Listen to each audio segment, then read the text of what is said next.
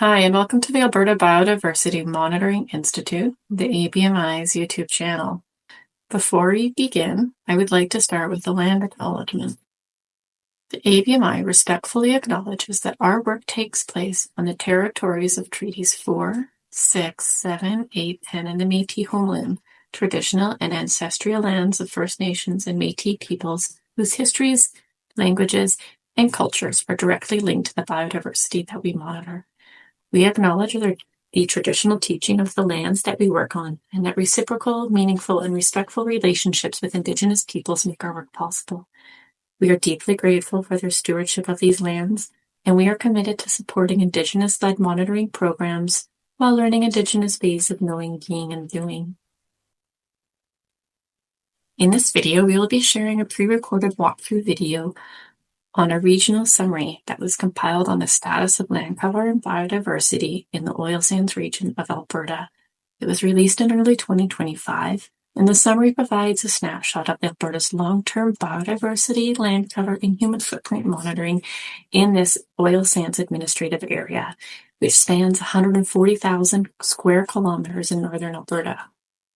This summary brings together and compiles nearly 2 decades of data spread across this large region in order to report on broad, large-scale patterns. The presentation is led by Dr. David Roberts, ABMI's co-director of the Science Center, who walks us through the summary and provides additional context about the indicators. If you're keen to read the full regional summary, you'll find a link to the publication in the description below. All right, now let's get started. Please take it away, Dave. Awesome. Thanks, Shannon. Thanks folks for coming. Always happy to talk about this work. We'll get right into it. It's about 25 slides, shouldn't take too long. This is an overview of a report that we recently put out on the oil sands region. I want to start with a couple of notes about the ABMI and the report in general. So everyone in the room is familiar, but obviously for people watching online or whatever, the ABMI is an independent, not-for-profit, non-government research and monitoring institute. And our mission is to track changes in wildlife and their habitats across Alberta, working collaboratively to provide relevant, scientifically credible, and open information about living resources. And you can find all kinds of information about us and the work we do on our website. What I'm talking about today is a report on the status of land cover and biodiversity in the oil sands region in Alberta. And this report, regional summary, was funded by COSIA, which is Canada's Oil Sands Innovation Alliance. And the ABMI produced this report independently, and all the content is prepared by us. We maintain scientific and editorial control of all of our reporting products. So the report, I believe it came out earlier this year. The objectives here were to summarize the status of land cover and biodiversity in the oil sands region, of course, and also a second objective to align some reporting indicators with some global biodiversity framework indicators. We have a large monitoring program in the oil sands region. We've been monitoring there for several decades now. And this is a summary of a lot of the data and a lot of the landscape indicators that we're using to report on it. This piece on aligning reporting indicators with the UN's COP15 Global Biodiversity Framework, people probably familiar. COP15 is a meeting held, I think, in 2022 in Montreal. And out of that came this Kunming-Montreal Global Biodiversity Framework. And the framework itself defines a bunch of targets, jurisdictional, aspirational conservation targets. And what happened subsequently was an effort to create indicators to address those targets and track progress towards those targets. And so one of the objectives of this report was to align some of our reporting with some of those indicators to track progress against the COP15 GBF targets. Now, right off the bat, I want to say, as with all things in ecology, scale is of critical importance. And a lot of the indicators, and certainly most of the indicators as in this GBF framework, are meant to be landscape, large region, jurisdictional tools for planning and target tracking and things like this. And so That means they don't necessarily operate at human scales. They sometimes don't operate well, they certainly don't operate at all ecological scales. And we serve to keep that in mind, and I'll talk a little bit about that as we go. The other thing is that the consequence of that is that this just may not reflect all the local lived experience on the landscape, may not reflect some local patterns, impacts, etc.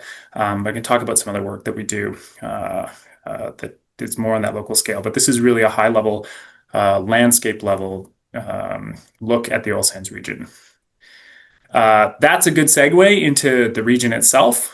So the oil sands region is first and foremost an administrative region in Alberta. So this is just over 140,000 square kilometers. So it's actually a massive area. It's almost a fifth of or a quarter of the province. It's over a fifth of the province. It's comprised of 3 smaller administrative units: the Peace Oil Sands region in the west, in the green on the map there, the Athabasca region in the center in the brown, and the Cold Lake region in the south in the gray. Most people, including myself, when we think about the oil sands region, we tend to think about the surface mineable area and the surface mine operations north of Fort McMurray. Those are shown on the map in this dark brown boundary. These are obviously one of the highest intensity human activities and industrial activities in the region. But given the size of the region, we have to remember it's a very small part of the larger administrative region that we're summarizing in this report. The other thing to note is that this is an environmentally diverse region. So it includes actually 3 subregions in the province, environmental natural regions in the province. It's mostly boreal forest, but it also includes parkland and foothills regions. So there's a large diversity of habitats here, and accordingly, there's a large diversity also of human activities here. So energy and oil sands are one human activity in the landscape. There's also agriculture, forestry, and other urban development, etc., happening on the landscape. The reporting we do here, we're a biodiversity monitoring institute. We report on biodiversity and habitats, but we also would be remiss not to remember that a lot of humans live here and make their homes here, but we only really talk about the natural habitats and critters and plants. Advance. So the data behind the report goes back, this is monitoring data from the ABMI, goes back almost 2 decades now. We have about 350 monitoring sites within this region. We don't have sites within the Cold Lake Air Weapons Range, but that's the only part of the region that's not covered by our monitoring data. So those data were collected as part of the ABMI's provincial monitoring program, like I said, over the past 18 or 20 years. We also have monitoring data from more recently, the last several years, more intensive monitoring data, local monitoring data from mostly the Athabasca and northern Cold Lake areas via the Oil Sands Monitoring Program. So we collect data within that program as well. We also have a large geospatial data set, a collection of large geospatial data sets that we use, and we'll talk about some of the geospatial products that go into these indicators. The data coverage we have there includes satellite imagery and high-resolution imagery, multispectral imagery, as well as LiDAR data. Mostly what we're going to use in these indicators today, we're going to talk about, will be the ABMI's human footprint inventory, which is delineations of human footprint based on geospatial data, so satellite and aerial imagery.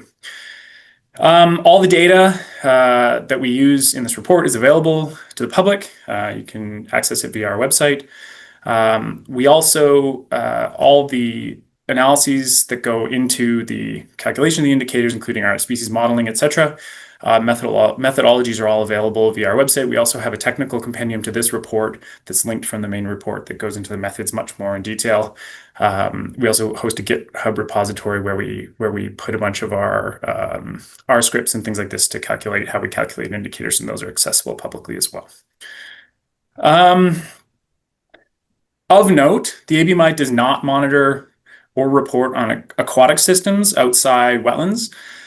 So we don't do fish, we don't do water quality from a surface water side of things. We also don't monitor or report on contaminants, either terrestrial or waterborne contaminants. Those two are obviously topics of interest in the oil sands region as well, particularly around the mineable areas, but we do not include them in our monitoring at the ABMI. Those are covered by other partners, mostly federal and provincial governments. We also do work with several communities, Indigenous communities in the region, and have community-based monitoring, work with them in community-based monitoring programs. The data collected in those programs is not included in this report either. So the report, we'll get into it right now, basically comprises two parts. We start with the status of land cover, where we look at some indicators that talk about the actual land conversions or human footprint on the landscape. We look at that from a couple different angles. And then we bring in some of the species data, habitat and species monitoring data, and we look more from some biodiversity-based indicators. So we'll start with the status of land cover, and then we'll look at some of these biodiversity indicators. We also have a few program spotlights in the report. We highlight our Vegetation, Regeneration on Seismic line program, and I'll talk just very briefly about that. We also highlight one Indigenous-led monitoring program that we're involved with the Lakeland Métis. I'll talk briefly about that too. The key, if there's another key, in addition to scales and appropriate reporting scales, if there's another key here, it's that there's a bunch of different indicators presented here, and that is a bunch of different numbers. And these are really important to remember that no single number or no single indicator tells the ecological story of a landscape on its own. So each one captures something a bit unique. Some of them capture a lot of the same things. Some of them capture something that's really different. But there's no one great number for biodiversity, or there's no one number for ecological function. So it's really important that we look at these as a suite of indicators. And there's obviously functional pieces of the landscape and things that are not captured in these indicators as well. Last note here is, now that we have decades of data, particularly on the geospatial side as well as monitoring data, we can also look at changes in these indicators over time. And so I'll talk a little bit about, just in a few cases, about how these indicators have changed over time. So we start with the status of human footprint. This is the most sort of basic look at what's on the landscape from a human footprint side of things. As I mentioned, the oil sands region is really a multi-use, which makes it a multi-stress landscape.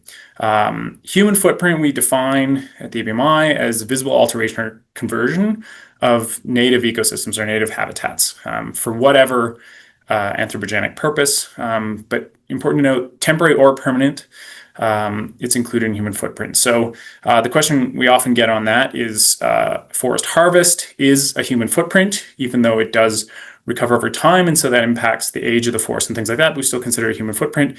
Natural disturbances like fire are not considered human footprint, but we do incorporate them into our analyses as forest age, changes in forest age. The total human footprint in this region is about 16.5%. So this represents about a 37% increase over the last 2 decades. So the amount of footprint in the region is increasing over time, certainly. The more relevant thing to notice here, if you look at the map of human footprint on the right, is just the variability in the intensity of those footprints in the region. So the white and green would be the lowest footprint intensity. So this would be the percentage of that pixel of the image that's covered in human footprint. And so these white and green areas would be in the 0 to 20% range.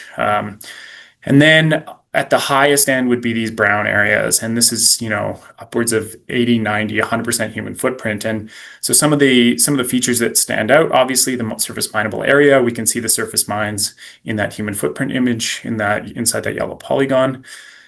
These are areas that are effectively 100% human footprint. But then also in the south, this is largely agricultural conversion in the Cold Lake region.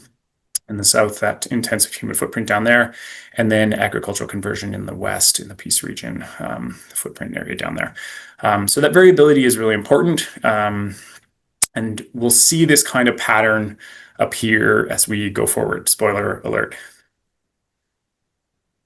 In terms of trends over time, we do see change in the footprint. We said that the total footprint over time has increased. That increase has happened across sectors. Agriculture currently makes up the largest human footprint in this region. As I said, it's concentrated in that Southern Cold Lake region and the Western Peace region. Covers about 8%, but a very small increase over the last 20 years, and that's simply because the arable land is largely already converted by 2000, by the time we started the human footprint tracking. The next largest footprint sector on the landscape is forestry, is about 4%. And forestry has seen an increase from about 2 to about 4% in the last 20 years. Energy footprint is smaller than the other two at 2.6%, but has also seen an increase over the last 20 years of about 80 to 9%. So all sectors are increasing their footprint in the landscape, some more than others. The footprint itself, and we'll talk about this a little bit later, remember, is just that polygon of habitat alteration. So we're not talking about any way that footprint impacts adjacent vegetation or anything like that. We'll get into that as we look at some of the other indicators. So native cover is kind of the inverse of human footprint, if you want to think of it that way. So we quantify the amount of native cover, and this is the area free of visible human land use, so the opposite of human footprint. And then we look at what's left on the landscape when you remove the footprint. So as a proportion of what was there if the footprint were not there. So we like to look at what was lost as we've added anthropogenic footprint to the landscape. And what we see for the oil sands region is that aquatic and wetland native cover tends to be more intact, about 95%, than terrestrial or upland native cover, which is about 77%. And we also see slightly different, so there's a disproportionate impact between that upland and lowland native cover. But we also see a bit of a sector breakdown there where those upland and terrestrial habitats tend to be mostly impacted by agriculture and forestry. That makes sense. Those silviculture and agriculture operations happen in the upland environments normally. And other footprint types, which includes energy, but also includes transportation, urban development, etc., those tend to be more evenly distributed across the terrestrial and upland, lowland, terrestrial and wetland habitats. So again, the same patterns emerge in that map there on the right, where we see a lot of the disturbed native cover in that southwest and in that surface mineable area. So thus far, I've been talking about footprint as a discrete unit on the landscape, a discrete habitat conversion. And so we also know that those landscape disturbances have impacts beyond the edge of the polygon, the impact polygon itself. And so we look at edge effects in this interior habitat indicator. So interior habitat is the percent of area native vegetation that's away from the influence of human footprint. So it's not on the footprint itself, it's away from the footprint, but it includes potential impacts in adjacent vegetation, adjacent intact habitat. So the easiest way to think about this is an edge effect. These are species agnostic edge effects, though. So we don't pick the distances we move away from those footprints based on any kind of ecological function or species-based numbers. We've taken a few buffer sizes, and that's because we know that the size of those edges, the impact away from those disturbances, is highly variable between species, between habitats, between regions, and things like this. So what we use is basically 3 set buffer distances away from those footprints to start to quantify the amount of adjacent vegetation that's within proximity of those disturbances. So what we see, that human footprint percent, 16.5%, that's just the cookie cutter, that human footprint on the landscape. Another 13.5% or so is within 50 meters of those footprints. And so that's almost 30% of the landscape is within 50 meters or is on a human footprint feature. So that's actually a pretty large amount of the region. And that makes sense if you think about the character of a lot of the footprint in this region. Things like linear disturbances such as roads, pipelines, and seismic lines, they're very small in their footprint, but once you've buffered them out, they're ubiquitous in the landscape. And the area impacted at a 50-meter edge effect tends to increase very quickly when you've got a lot of linear disturbance in the landscape.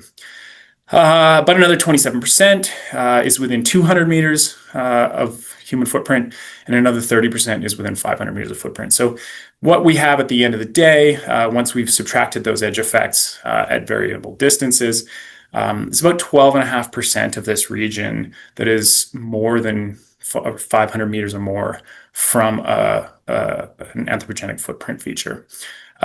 So we consider that 500-meter buffer to be a wilderness space. So anything further than that, we consider wilderness, and we consider that, again, sort of it's not biologically informed specifically, but it's the distance at which we would expect edge effects to effectively be zero for the habitat or for the community in that region. So these wilderness areas we consider really important to maintain these natural ecosystem processes, increase resilience to natural disturbances, support kind of wide-ranging migratory species, species very sensitive to any kind of those edge disturbances, things like this.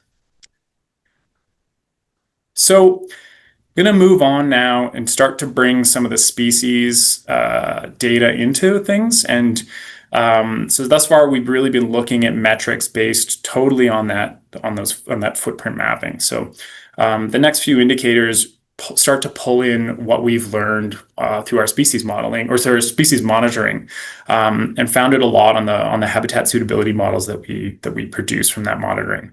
And so the first one here is biodiversity intactness, and intactness is it's an indicator we've been reporting on at the ABMI for a really long time, and it is included in the GBF indicators. So it is part of that COP15 indicator suite of indicators. It can be calculated in a few different ways, but in large part, it is the change in habitat suitability associated with landscape disturbance or associated with habitat or land use change. How the math is done in various places is a bit different. And I'll explain a bit how we do it because some of it is a bit counterintuitive. So, like I said, Intactness shows how the suitability of a species habitat has been modified due to a human footprint. And so what we do is first build habitat suitability models for species. And we have in this report, I think we include somewhere around 700, 800 species in this. So it's a huge breadth of species that we have habitat suitability models for. And these are built over the last few decades and improved upon as we've done field monitoring throughout the province.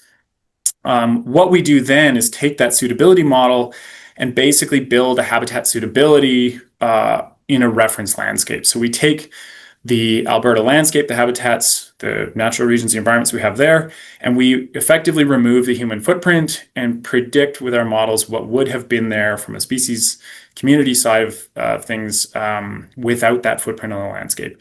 And then we look at the observed footprint on the landscape. We do the same thing, and we look at the difference. So we're effectively quantifying the difference in habitat suitability between the current landscape as we see it today and the current landscape without that human footprint on it, with that human footprint removed. So that reference state is not meant to be a past reconstruction of the landscape. It's just meant to be today's landscape as if anthropogenic footprint did not exist. And with that, we can quantify the suitability, the habitat, the species abundances, things that were lost because of the addition of that human footprint.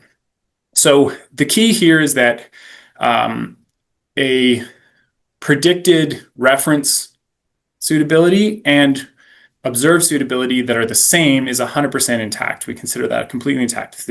If we're in a place where for a species, there's no impacts of any human footprint, they are 100% intact.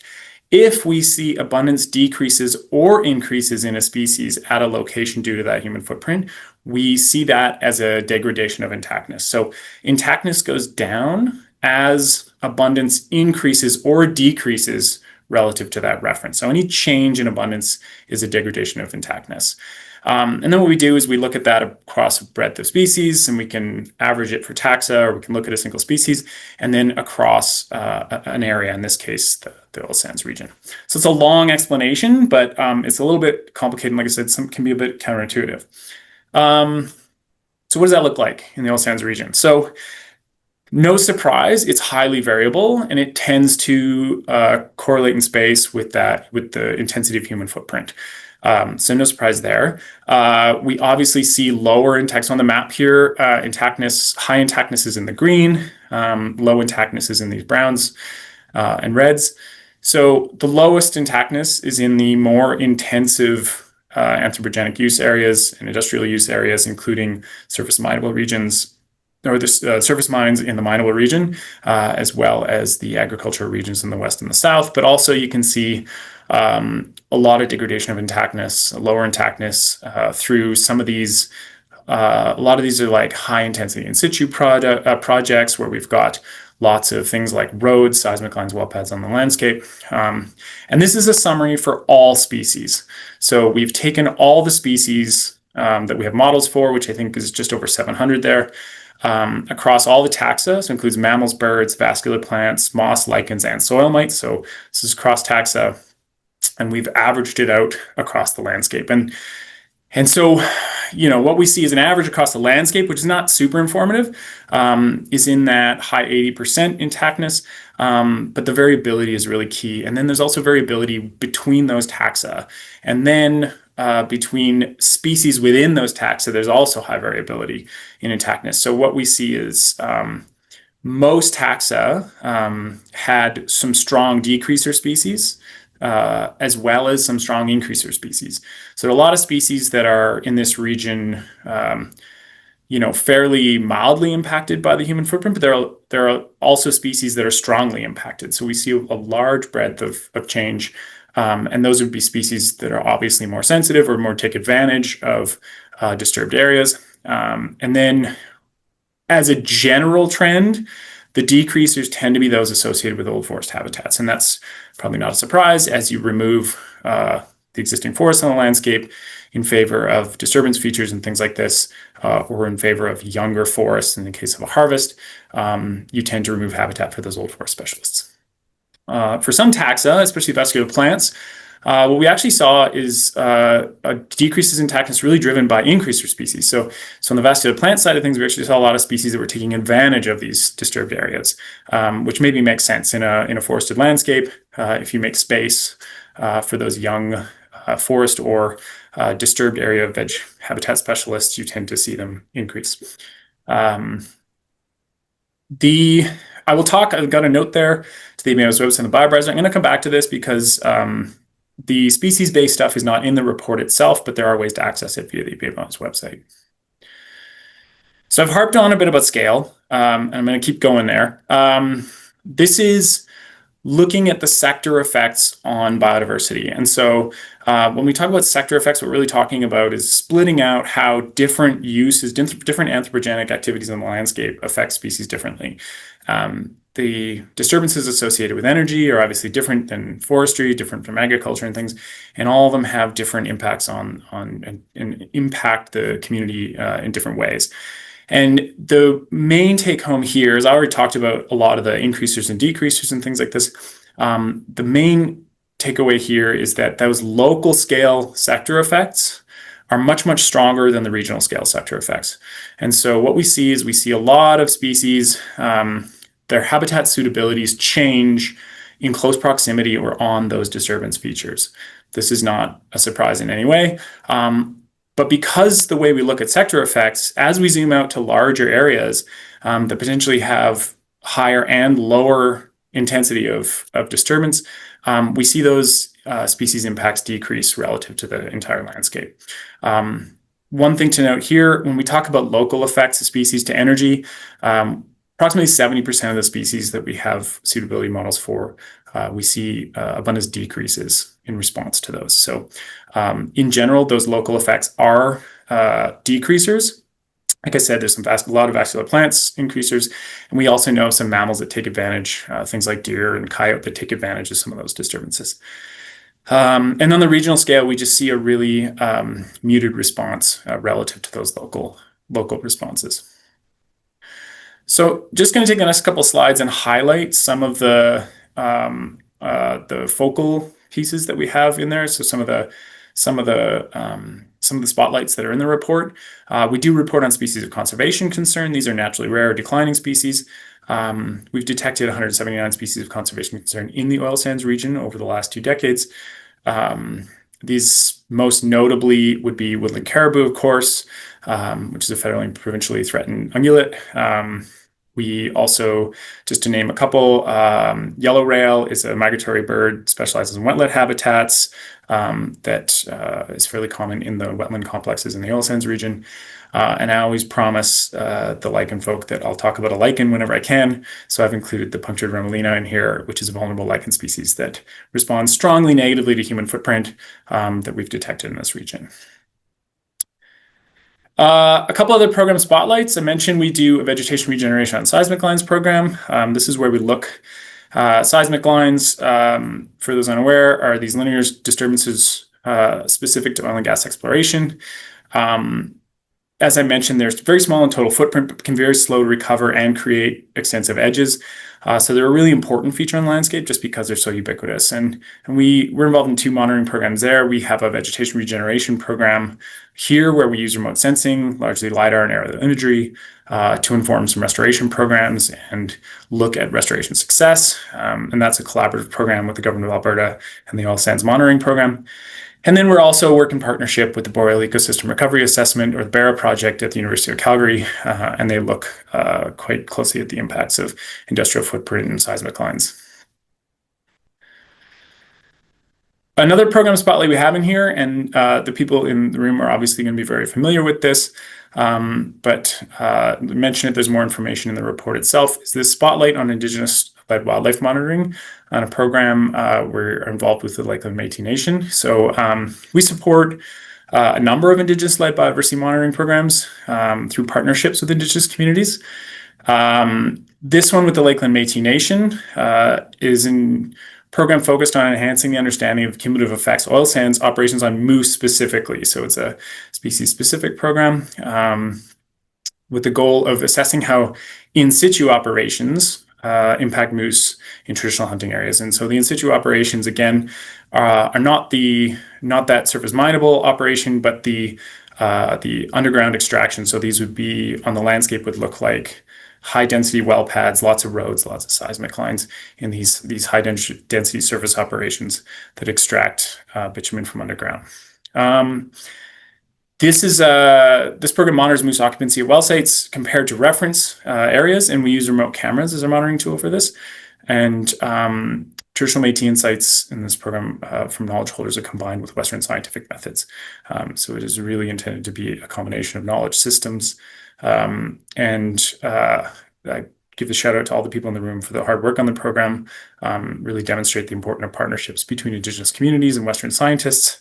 And the results of this program obviously contribute to monitoring goals in the region and support Indigenous hunting rights. And so this is, excuse me, one of several community-based monitoring programs we work with, and I'll mention those next. As part of the other suite of monitoring we do in the oil sands region. So in addition to this high-level landscape reporting and some of our provincial monitoring and data collection things, we also have several environmental monitoring programs within the oil sands region ongoing, and a lot of those can support things like closer looks at local responses to oil sands features. So we do, as I just mentioned, these Indigenous-led community-based monitoring partnerships. We also have a focused terrestrial bird and mammal stress response monitoring program as part of the oil sands monitoring program, where we look really at those local responses to well pads, seismic lines, surface mines, etc. Look at how species are responding at the local scale. We do wetland veg monitoring and analysis in the oil sands region. We've done wetland monitoring previous to oil sands monitoring involvement, and then recently as part of the oil sands monitoring program. highlighted the Seismic Vegetation Regeneration program, and we just spent 2 years working on a groundwater dependent ecosystems program as part of oil sands monitoring. So this reporting scratches on one facet of what we do in the oil sands region, but there's reporting associated with all these other projects that would certainly be available if people wanted to read it. The last thing I'm going to highlight here, because I've talked about this variability, how large the area is, and some of the details at the species specific level and things like that. Not all that is captured in the report itself, but there are tools that we make available.